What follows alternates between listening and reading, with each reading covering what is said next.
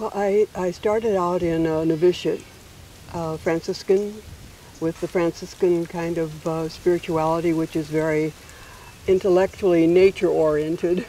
There's a lot of theology around that. And a lot of religious community life for women was very regulated, almost, you could say, militaristic in some ways, pretty carefully set. But for me, the more I taught and studied, and I worked at the Religious Education Center in Chicago at the school board, and then at Loyola University, I came to realize that unless you are making choices, you're not growing. And the lifestyle was so rigid, there were no choices. It was set. And I began to realize that people were like truncated because they weren't given an opportunity to make the choices they needed to make. And so when I was elected at the International Assembly, I had never been in leadership in the community, and that probably was a good thing because I didn't have any hangovers about what was expected. It was that revolutionary time of Vatican II. So we started to work at shifting. And of course, every quarter inch exploded all around us, and all the way to Rome and back. But always there was this conviction from inside that, first of all, particularly women had a right to full life and to make choices and to be creative, and just to support people to do that was a great time. And from that, I also I was invited to work with a Hindu, Dr. Arya, who had a center up in St. Paul. And for 7 years, every now and then we would do a retreat jointly. And I learned very much working with him, how to listen into a group to see what they needed. You might have one topic, but that's not where the group was, and you began to listen very deeply.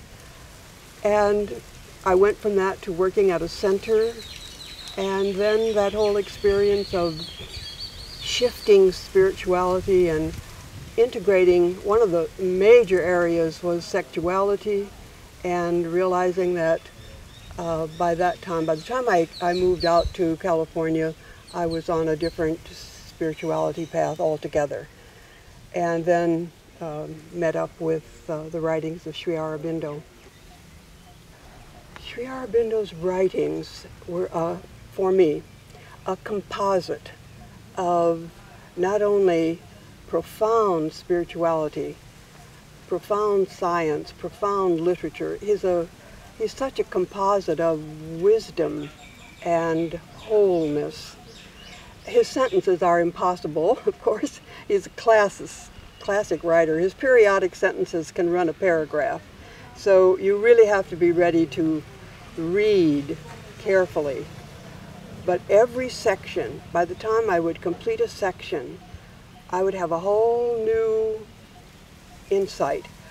It's not too unfamiliar from having studied Teilhard de Chardin.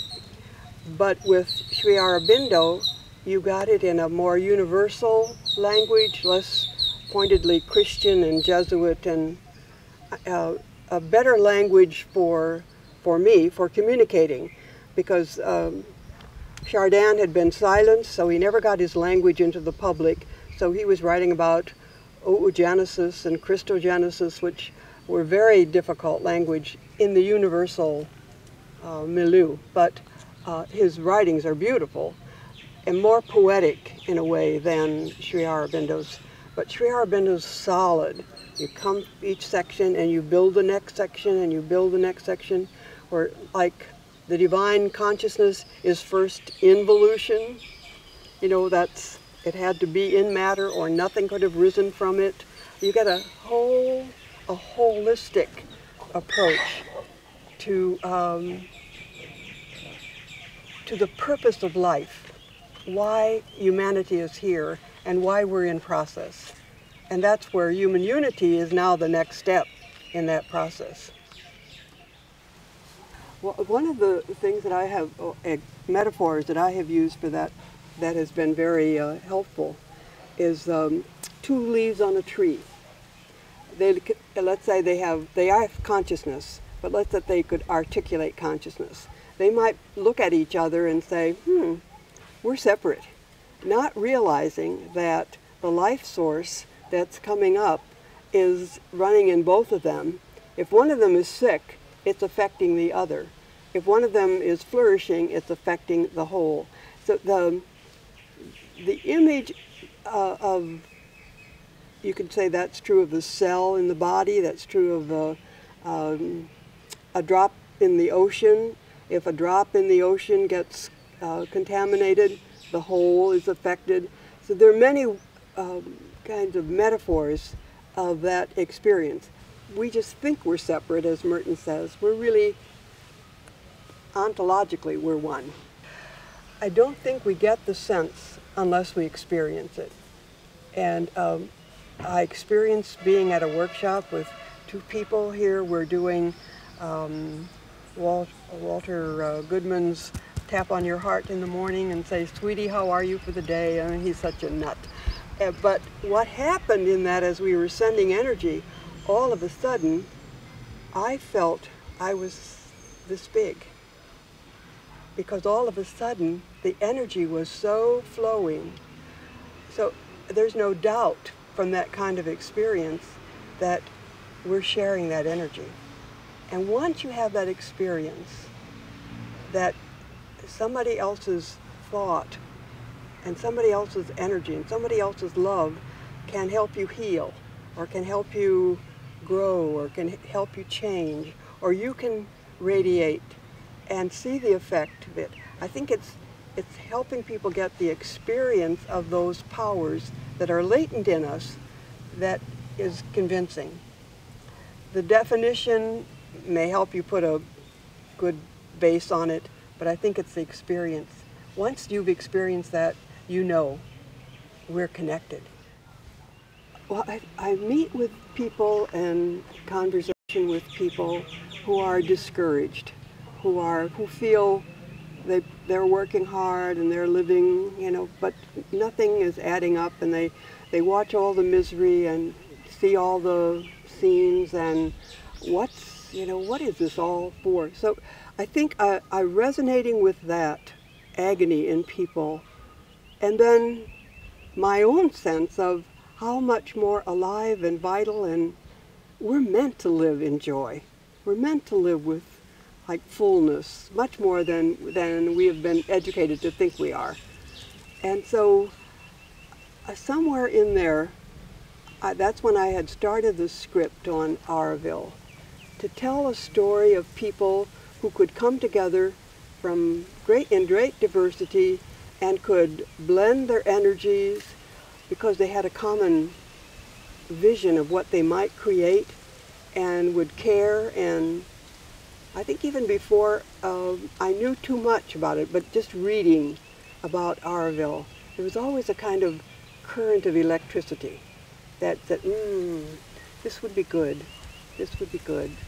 What has inspired me very much is the responses of the people that we have interviewed. They seem free to come from their souls. There's a freedom about them there. It's not a pretense. It's like it's in their blood. They just really speak a language that's just very inspiring and very moving. Even when I don't always understand the English I'm hearing, I hear something from at that level that is, to me, deeply convincing. It's rare that you would come into that kind of, for me, that kind of freedom to share a heart journey and to be happy to share it, or give that feeling of, this is my gift. I have a gift for you that I find very, very inspiring, I want that around more. Once we have a sense of that we are connected, then it's very difficult for an individual to sit with 2 pieces of bread and watch somebody else starve. It's even difficult right now to do that. But once we get a sense that the more we share, the more we take care, the more we are caringly responsible for the ambience of each other and the needs of each other, the more whole we become. It's like the gift becomes a gift to yourself, and that the unity and that sense of well-being that can come from a sense of unity and living more and more. I'm finding myself, when I find someone who's a little, dissident from what I would like, I'm finding I get a sentence that says, "Oh, you love this person." It's like that connecting, that this person is here, has a meaning, has value, and the impact of that is to want that person to improve and come alive. There's an urgency happening. I think there's more of a feeling of something is pushing us from inside to change and to become aware and to wake up. And that often happens when there's a crisis approaching. A book like Blessed Unrest, that new book by Paul Hawken, is about the millions of people who are saying it's time, we have to take care of the water, we have to take care of the earth, we have to take care of climate, we have to take care of people who are being sold into slavery and children being raped and all that. There's hundreds and hundreds of organizations, but there's no center point that's visible or audible. It's from inside. The purpose of New Momentum is to help people wake up, become aware. It's less about pointing an action.